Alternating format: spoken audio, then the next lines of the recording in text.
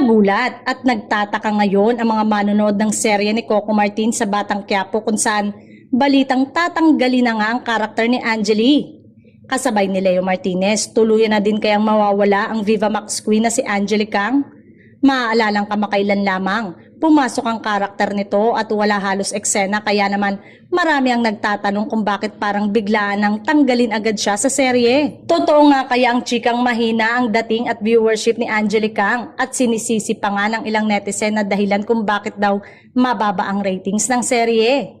Mukhang hindi nga raw makatulong si Angeli para mas mapataas ang numbers ng Kapamilya Primetime Action Series.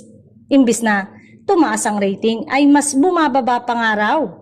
Syempre, hindi pa palagpasin ng fans ng aktres ang bintang na ito na nagnenega sa idol nila.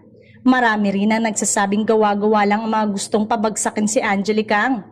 May nagkomento rin ng netizen na gano'n naman daw talaga ang serye ni Coco. Madalas super taas ng viewership pero may time na bumababa rin ang numero for some reasons.